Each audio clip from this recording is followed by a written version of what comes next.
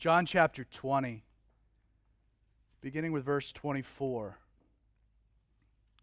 We read, "Now Thomas, called the twin, one of the 12, was not with them when Jesus came. The other disciple therefore said to him, 'We have seen the Lord.' So he said to them, 'Unless I see in his hands the print of the nails, and put my finger into the print of the nails, and put my hand into his side, I will not believe.'"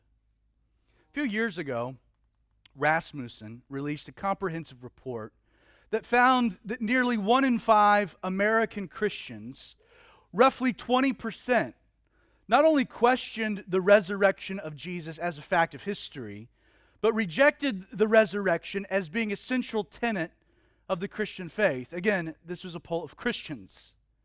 And let me say this from the beginning as clearly as I can. You can refuse to believe that Jesus rose from the dead. You have that prerogative. But you cannot do so and still consider yourself to be a Christian. Pastor John MacArthur, he agrees, writing, quote, "The resurrection of Jesus is the single greatest event in the history of the world. It is so foundational to Christianity that no one who denies it can be a true Christian." To this point, since the very formation of Christianity, every single major Christian creed has affirmed the resurrection of Jesus as being an essential core belief.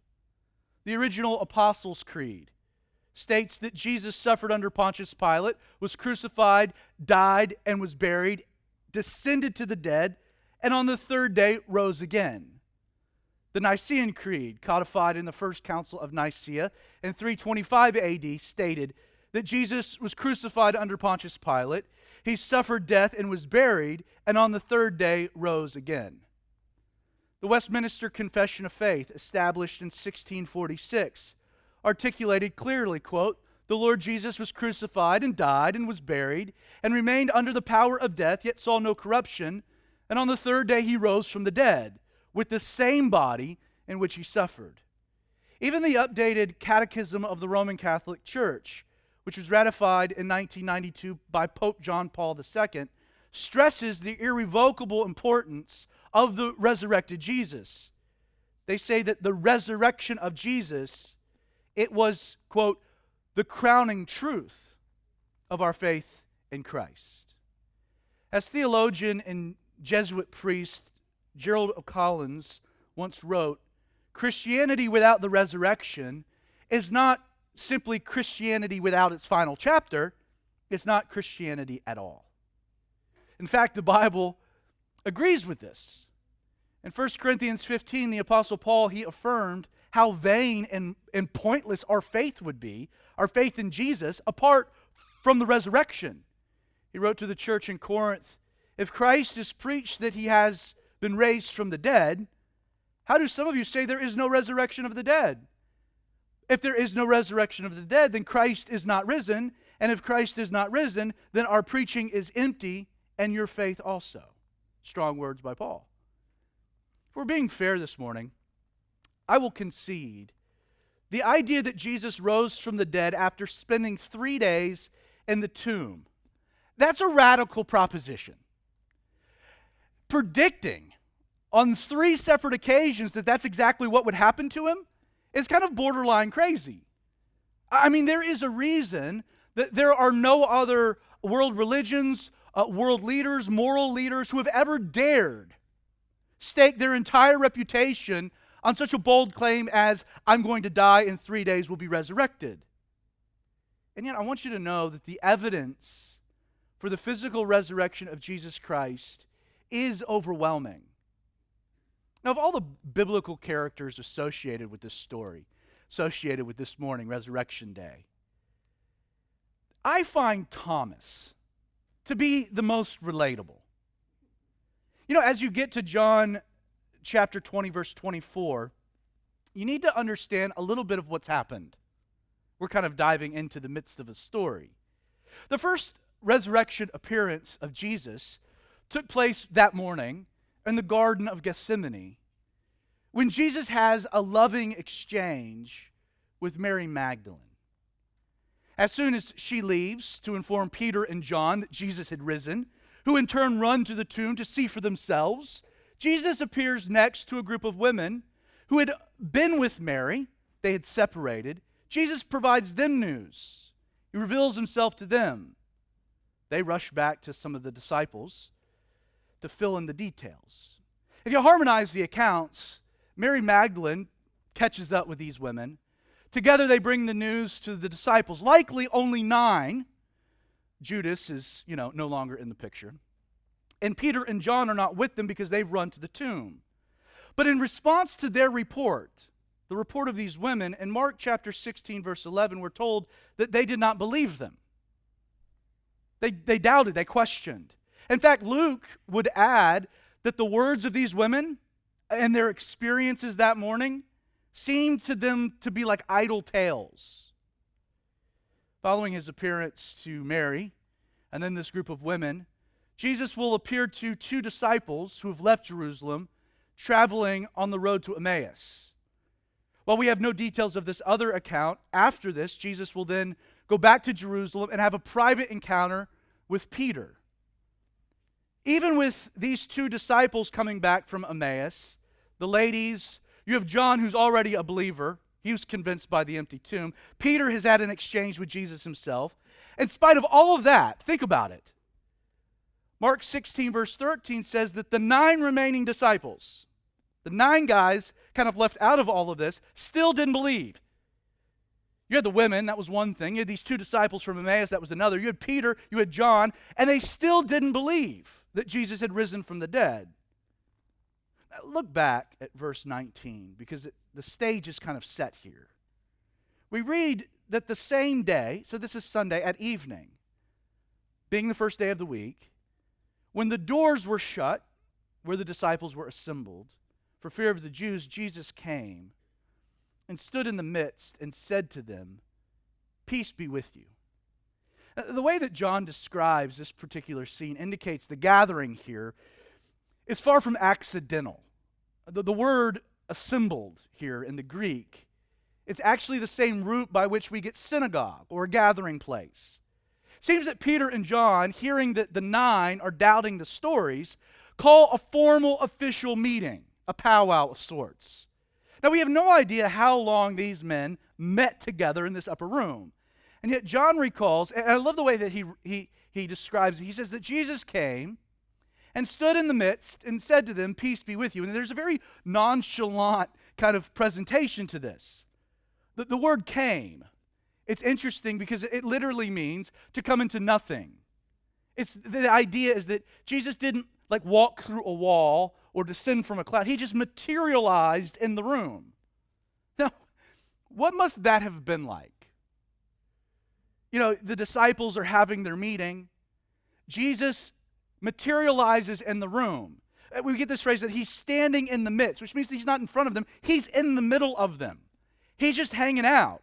He just wanted, how long did it take then to kind of do a double take that Jesus was sitting, right in the middle of them, right there with them? I would have been a little freaked out.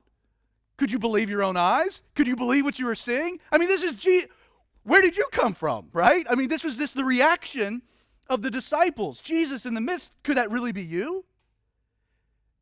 John records Jesus' first words as being, "Peace be with you." And you don't ever have to really encourage someone to have peace if they already have it, which implies that they're freaking out by what they're seeing. I mean, when they realize Jesus is in their midst, they all dive for cover. Luke actually tells us that their initial reaction was one of both terror and fright, which makes Jesus' greeting for peace make sense. See, these men, again, according to Luke, thought that they were seeing a ghost or a spirit of Jesus, which is why Jesus responds to them. He says, "Why are you troubled? Why do doubts arise in your heart?" Verse 20, that when Jesus said peace to them, he showed them his hands and his side. Then the disciples were glad when they saw the Lord. So Jesus said to them again, "Peace to you. As the Father has sent me, I also send you." And when he had said this, he breathed on them and said, "Receive the Holy Spirit. If you forgive the sins of any, they are forgiven. If you retain the sins of any, they are retained. Again, I love the idea that Jesus' first word was peace. Peace. You know, think about it. You have these 9 men. These 9 men had, a few days earlier, totally abandoned Jesus in his time of need. Remember that? They go to arrest Jesus in the garden, and they all scatter. They all run for the hills. Give Peter a little credit. He pulls out a dagger. He's like, I'm going to defend Jesus just like I said I would. And being the brave man that Peter was, he decides that of all of the folks to go after, it wouldn't be any of the armed guards. We'll excuse them. Or those that actually... Peter attacks a slave boy. You know, big, bad Peter. And not only that, he's not a very good... He cuts off the kid's ear. Like, he can't even hit him in the head. He misses. In which Jesus has to, pick up the ear, put it back on head, and move on to save the world. Cleaning up Peter's messes in the process. So all of these men have run for the hills. They all tapped out. They all ran turncoat. And not only that, but they have been given numerous reports that Jesus has risen from the dead. Again, the ladies, you got Peter, you got John, you got these 2 disciples on the road to Emmaus that actually are sitting there and they see, Jesus' his hands, and it all clicks. So they bailed on Jesus, these 9, and then they've spent all day doubting report after report after report. So when Jesus shows up, it's like, snap, wrong decision, Is Jesus going to be upset? Like, I'm sure they could have, at a minimum, expected to be rebuked to an extent, called to account. But again, Jesus, he looks at them, and in his southern drawl, he says, shalom, y'all. Peace. Contrary to the position of the legalist, Jesus didn't rise from the dead to condemn the world of sin. He rose because he came to save the world of sin. Jesus didn't conquer the grave, only to then in turn bury humanity under the weight of condemnation. That's not what Jesus was doing. Like, he rose. Why? To provide mankind peace with his Creator. You can't have the peace of God until you have peace with God. And that is only found in Jesus. His first message is grace and peace. Aside from this, these men are concerned that maybe they're seeing a spirit, that Jesus is a ghost. But I love the fact that, again, he doesn't rebuke them, but he does some things to assure them. He's going to meet them where they're at. John records how Jesus showed them his hands, his side, where he had been run through with the spear. And Luke's account, and Luke was a doctor, so he provides a bit more detail. He says that Jesus, he said, behold my hands and feet. Behold that it is I myself. I'm not a spirit. I'm not a ghost. Handle me and see. For a spirit does not have flesh and bones, as you see that I have. And then Luke adds that while they still did not believe, Jesus said, you have any food to eat? So they gave him broiled fish and some honeycomb. Jesus took it and ate it in their presence. I mean, Jesus does everything. Like, spirits don't eat, guys. You can touch me. You're a little freaked out by that? Okay, let me eat something. And to be fair, you always have to kind of check the story with the fact that these men and women are witnessing something that has never, ever happened in human history. It's not like there's a lot of precedent for this. I mean, name on one hand the number of people who've been dead for 3 days and rose to life on their own. There's only one. Like, only one up until that point, only one since. Like, a measure of skepticism initially is warranted. It's even understandable. And yet, Jesus has no problems meeting them and providing them ample evidence. He didn't rebuke their skepticism. Instead, he just met them where they were at, and he revealed himself. Guys, it's really me. I know it's crazy, right? Even hard to believe. But seriously, here I am. I'm here. Touch me. Give me something to eat. I will prove it to you. Let's get back to the section that we read, because that kind of sets the scene. Because verse 24, then, Now Thomas, called the twin, one of the 12, was not with them when Jesus came. The other disciples therefore said to him, "We have seen the Lord." So he said, "Unless I see his hands, the print of the nails, and put my finger in the print of the nails, put my hand in his side, I will not believe."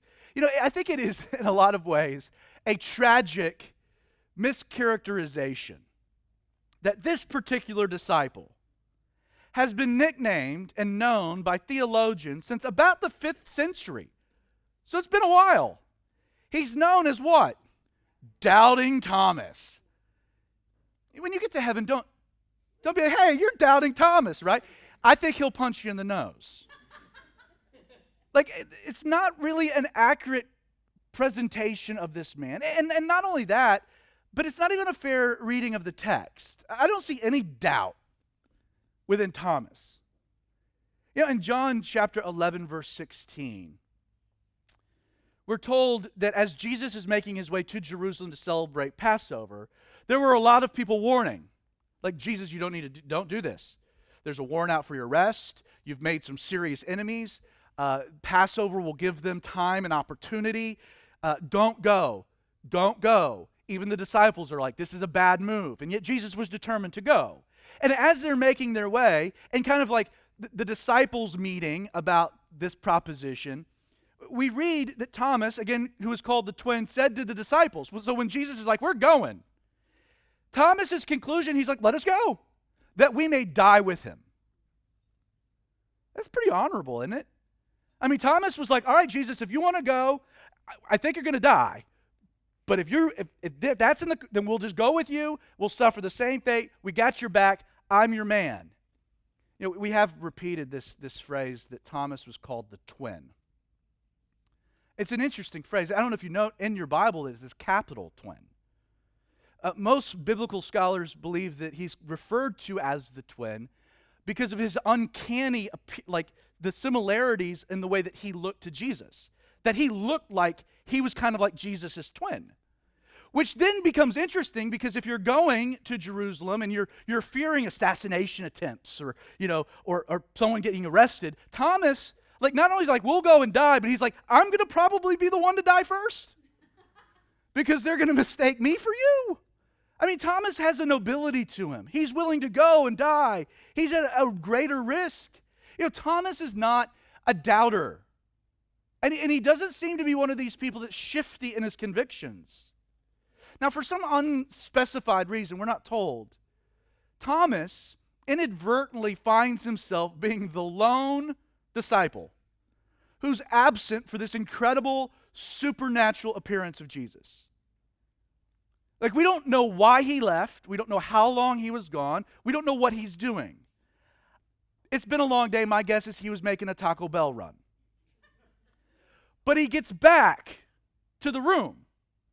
Couldn't have been long. And what does he find? He finds all of the other disciples are overwhelmed and they're ecstatic. They're pumped up as to what they had just seen.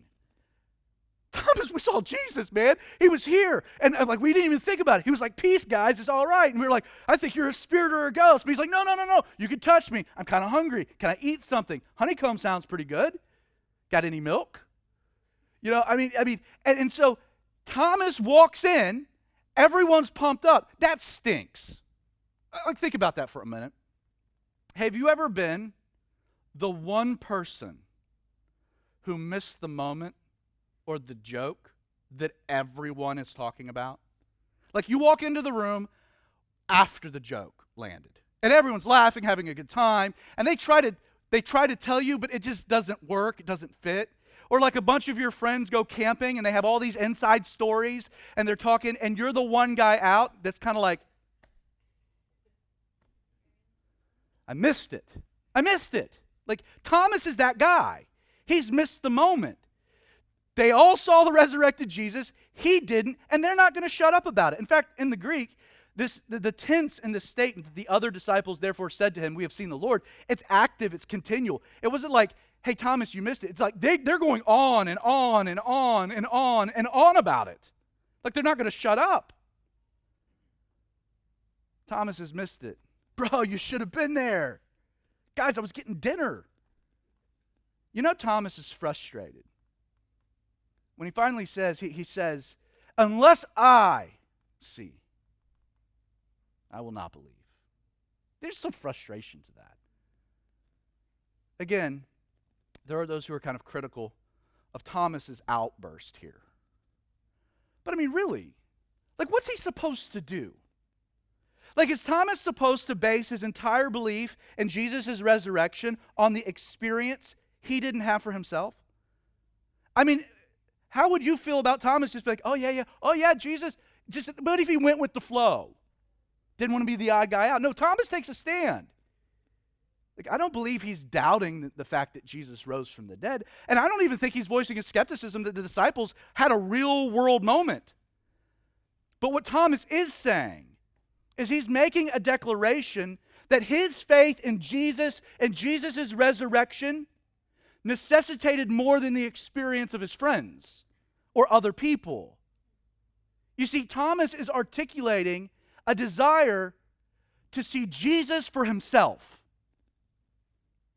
I think that's to be commended.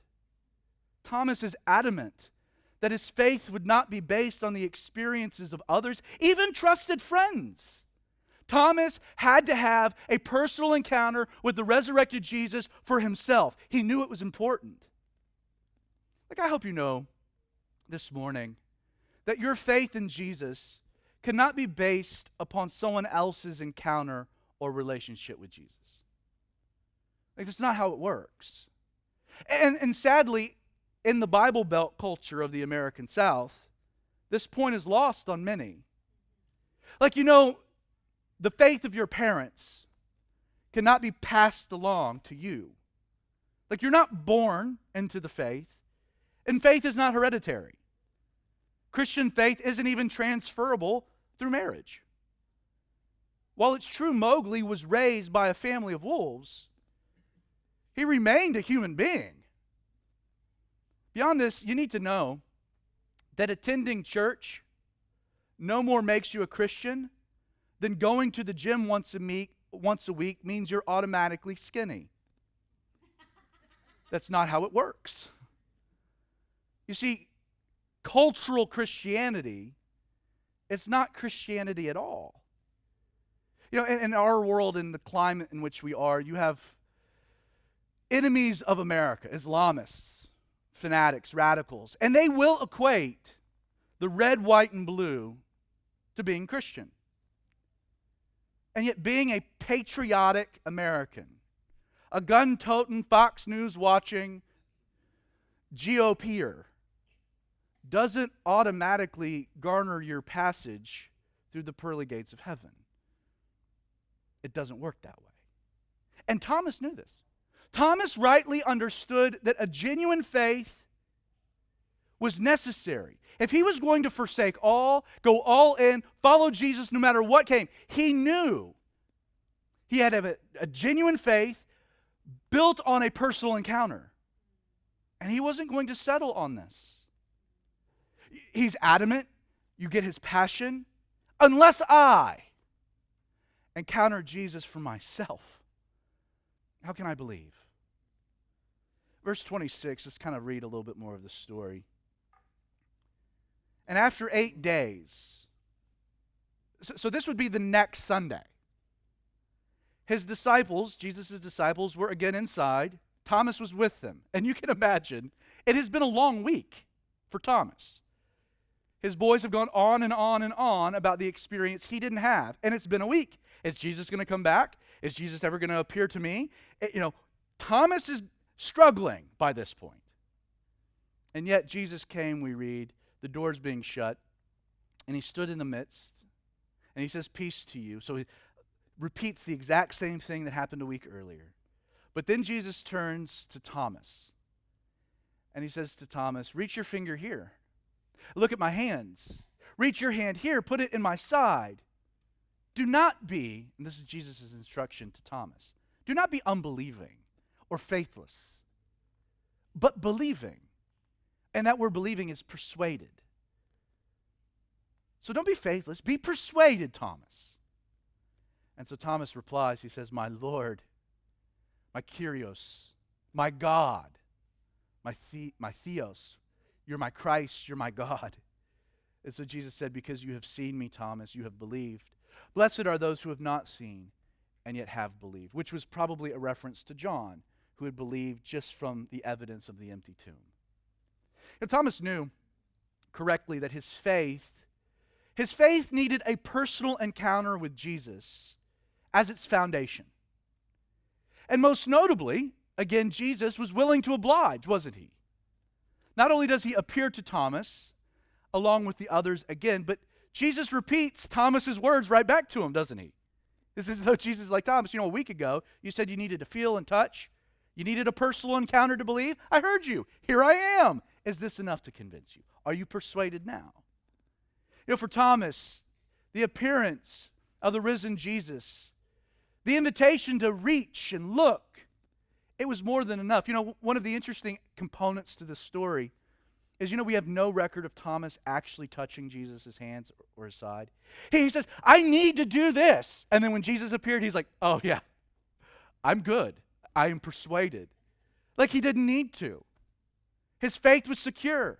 And so he declares, he doesn't touch, he just declares, Jesus, you are my Lord and you're my God. Now it's personal. You're my God. You're my Lord. Presbyterian minister and author Frederick Buechner, he once wrote, it hardly matters how the body of Jesus came to be missing, because in the last analysis, what convinced the people he had risen from the dead was not the absence of his corpse, but his living presence. And so it has been ever since. You see, Thomas knew a personal encounter with Jesus was essential.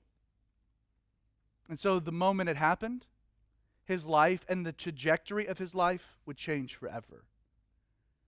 According to the testimony of several of the early church fathers in their writings, evidence suggests that Thomas, around the year 52 AD, which would have been during the first wave of persecution recorded in Acts 8, that Thomas leaves Jerusalem and he heads east. He sails east, beyond the reach of Rome. History says that Thomas would go to India with the gospel of Jesus. And he would serve in India for 20 years. History says that on July 3rd, 72 AD, Thomas would be martyred for his faith, being run through with a spear. Thomas's faith had been founded on the rock. The rock being a relationship, a personal relationship with the resurrected Jesus, and therefore his faith never wavered. And not only does Thomas leave behind a powerful legacy in his own day, but in India today, there are still a group of believers, Christians, known as the St. Thomas Christians.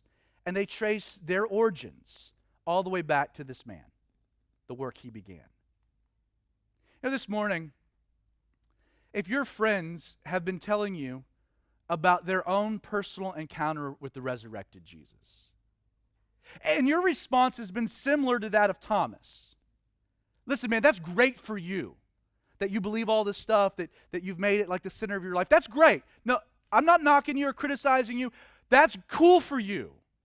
But you got to understand, I have to encounter Jesus for myself if I'm going to believe the way that you do. And that hadn't happened yet.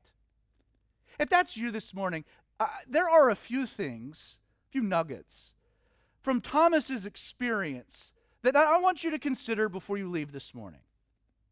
First, this reaction to Christian friends, that you need to have an encounter with the resurrected Jesus for yourself in order to believe, I want you to know that is 100% completely reasonable.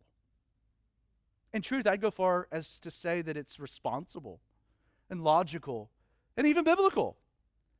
It's been said it's only appropriate that what a person believes in their heart must also make sense in their head.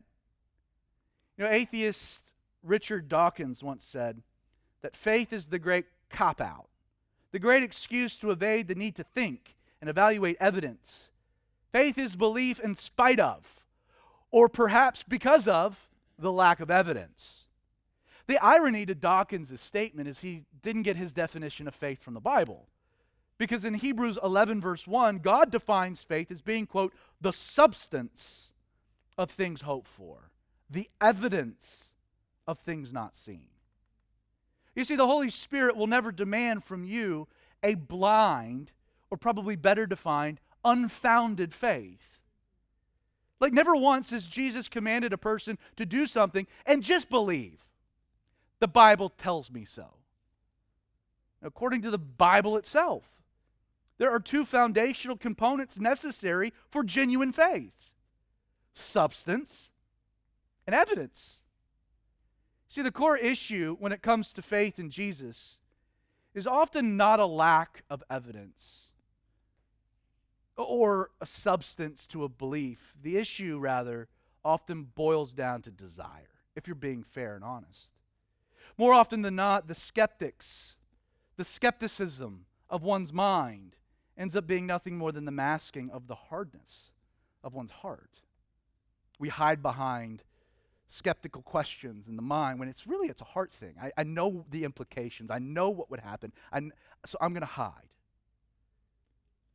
The key with Thomas is he wanted to believe. Like he knew what he needed, but he wanted it. Do you? The second point I want to make is that if you sincerely want to encounter the resurrected Jesus for yourself, in much the same way as Thomas, I want to encourage you to do something very practical. Hang around those friends who've already encountered him. Like it's kind of the wisdom of Thomas's entire approach. Like his entire radical experience, his moment came when? Well, John says, after 8 days, Jesus' disciples were again inside. Thomas was with them. Like, think about that. Like, in spite of the fact that these guys refuse to shut up about seeing the resurrected Jesus, going on and on and on and on, Thomas doesn't go anywhere. 8 days, he stayed, he hung. Like, the scene opens up with Thomas hanging out with his believing friends on Sunday. And do you think that's an accident or even a coincidence? Like Thomas wisely decided to hang around the people who had what he wanted: a personal relationship with Jesus. I have found that one of the best places for a genuine seeker to encounter the risen Jesus for the first time is often at church with their believing friends on Sunday. And here's why this is the case. In Revelation chapter 1, John has this vision of Jesus presently. And what is he doing? We're told that he is in the midst of the church. He's in the midst of the church. Jesus this morning is with us spiritually. You know, if there was any question that Jesus was with these men, it was removed, right? Because he reappears and he repeats verbatim back to Thomas what Thomas had said a week earlier. How did you know I said that? Well, because I was still here. You couldn't see me, but I was here. I was with you. You see, if you want to encounter Jesus, you should go where Jesus is, where he hangs out. Again, the point's simple. It's only logical that if you want to encounter Jesus, you go where Jesus hangs out, and you hang out with those he hangs out with. Let me add a sub-point to this. If you're a believer ministering to a seeker, it is for this very reason you should never underestimate the power of bringing that person with you to church. It's a simple thing. And don't get me wrong, God's not restricted to working on one day. And he's not restricted to a church facility. That's not what I'm saying. All I'm saying is that bringing your friend with you to church on Sunday is a good place to start. Like Thomas was with believers on Sunday, and what happened? Jesus broke through the void and revealed himself to the one man in that room who needed it most. According to a study published by Barna Group, 50% of all decisions to come to Christ were driven by someone with a close personal relationship with the individual, a relative or a friend. It's likely your experience is the same. And yet the same study revealed that only 39% of Christians believe evangelism is their responsibility. It's a shame.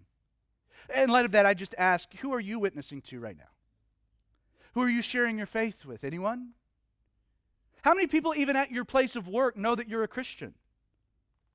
When was the last time you invited someone to go to church with you? Guys, the Great Commission was not a great suggestion. It's our calling. It's our purpose. It's why we're here. It's our mission. Finally, if you're here this morning, and if, like Thomas, you're sincere in your desire to encounter Jesus personally, you want it. You know something's missing. You know there's a void. I encourage you to just get ready. Because if you're genuine, that encounter's coming. It might be this morning, it might not be, but it is coming. And the reason I can say this with complete confidence is that Jesus is terrible at hide and seek. Like, I mean, really, he's just a really bad hide and seek player. He's not good at it. You know, if you ever play hide and seek with a little one, and I'll do this with Mabel, my 2-year-old. I'll be in the room, and she'll say, "Daddy, close your eyes." So I'll sit there and I'll close my eyes. And she'll run and hide. She's actually getting pretty good at where she's hiding. She'll get behind one of the curtains, so you can't see her. And then you know where she is because it's moving, you know. And as you're walking around the room, are you over here? The whole time she's just giggling. She's giggling, "Daddy." Like, she doesn't want to stay hidden for long, right? Like when you play hide and seek with little kids, who really finds who? The seeker or the person they're seeking?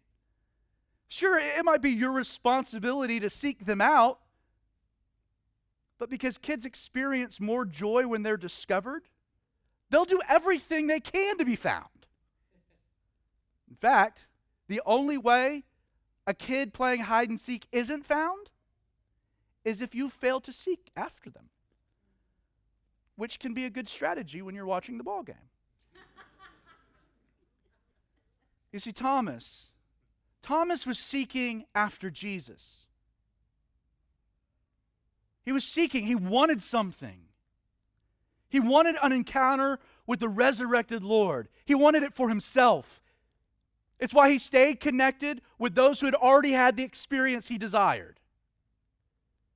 But what I find amazing about our story is that in the end, did Thomas find Jesus, or was it Jesus who found Thomas?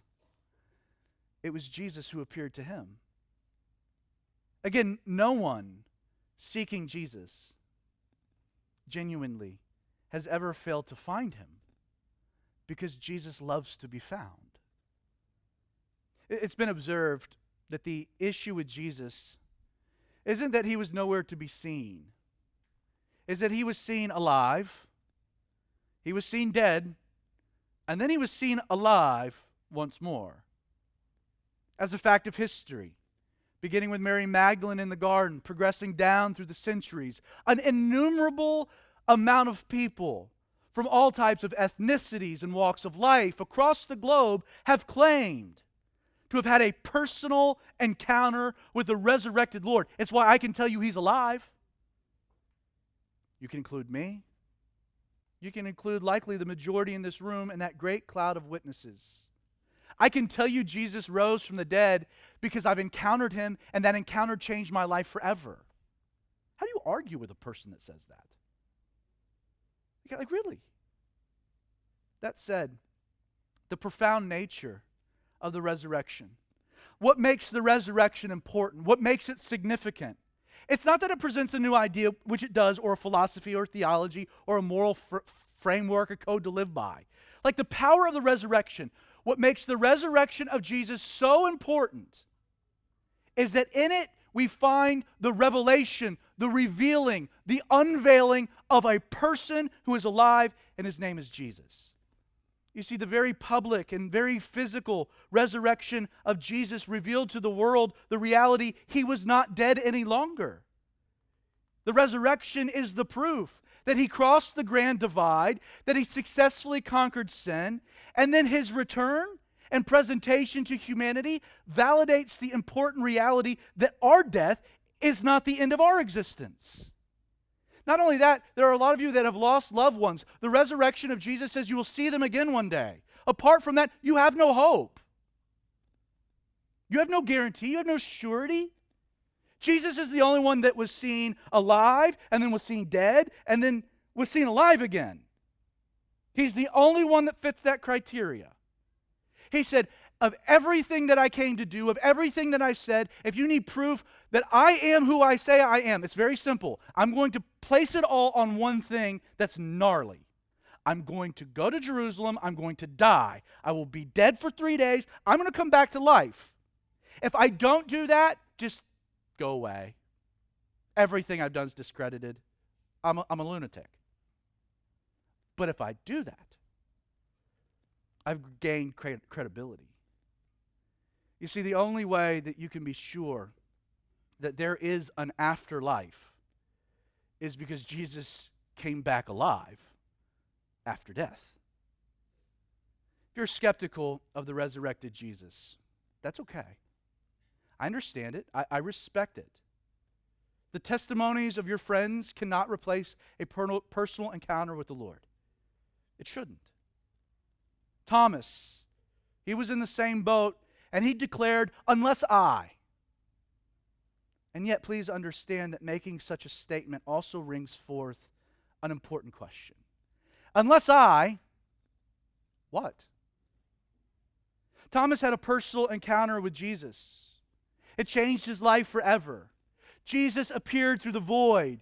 He invited him to embark on a crazy journey. But never forget, all of that began, all of it was initiated because Thomas wanted to believe. Do you? And we know that Thomas wanted to believe because he hung around those who did. Are you? You know, in the end, while Thomas may have been seeking, it didn't take long for Jesus to reveal himself. In Luke 11, Jesus promised, so I say to you, ask, and it will be given. Seek, and you will find. Knock, and it will be open to you. And then Jesus says, for everyone who asks, receive. And he who seeks finds. And to him who knocks, it will be open.